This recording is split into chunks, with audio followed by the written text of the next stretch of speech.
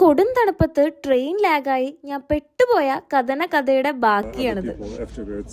ഈ അപ്പൂപ്പൻ പറഞ്ഞിട്ടാണ് ട്രെയിൻ എങ്ങനെയാ ലാഗായ എന്നുള്ള കോമഡി ഞാൻ അറിയുന്നത്. ഞങ്ങൾക്ക് മുന്നേ പോയ ട്രെയിൻ ഒരു ആടിനെ ഇടിച്ചു. ഈ ഒരു ആടിനെ മാറ്റാൻ വേണ്ടിയിട്ട് 5 മണിക്കൂറോളം ഈ ട്രെയിനൊക്കെ അവിടെ സ്റ്റോപ്പ് ചെയ്തു. ഈ 5 മണിക്കൂർ കഴിഞ്ഞപ്പോ എന്താ, ഡ്രൈവറിന്റെ ഷിഫ്റ്റ് കഴിഞ്ഞു എന്ന് പറഞ്ഞിട്ട് പുള്ളി നൈസായിട്ട് അങ്ങ് വീട്ടിലോട്ട് പോയി. അപ്പൊ ബാക്കി അവിടെ ഉള്ളത് 100-300 ആൾക്കാരും പിന്നെ ഒരു ട്രെയിനും. അങ്ങനെ ഒരുപാട് നേരത്തെ കാത്തിരിപ്പിന് ശേഷം പോലീസൊക്കെ വന്ന് ഞങ്ങളെ നേരെ സ്റ്റേഷനിൽ നിന്ന് ഇറക്കി ഒരു റോഡിന്റെ അവിടെ കൊണ്ടുപോയി നിർത്തി. എന്നിട്ട് പറഞ്ഞു 2 ബസ് വരും നിങ്ങൾക്ക് വേണ്ടിയിട്ട്. ആ ബസ് വരാൻ വേണ്ടിയിട്ട് വെളുപ്പിന് 2:30 ആയി. അതായത് 7 മണിക്കൂറോളം ഞാൻ അവിടെ പോസ്റ്റ് ആയിരുന്നു. അങ്ങനെ ഫൈനലി അവിടെ ബസ് വന്നു. പിന്നെ ബസ്സിലൊക്കെ ഓടിക്കേറാനുള്ള തിക്കും തിരക്കൊക്കെ ആയിരുന്നു. ഇവിടെ എത്തിയിട്ട് ഇങ്ങനത്തെ ഒരു എക്സ്പീരിയൻസ് എനിക്ക് ആദ്യമായിട്ടായിരുന്നു. മാത്രമല്ല ജർമ്മൻ ലാംഗ്വേജിലാണ് ഇവരെല്ലാം പറയുന്നത്. അതിന്റെ ഒരു ബുദ്ധിമുട്ടും എനിക്ക് ഉണ്ടായിരുന്നു.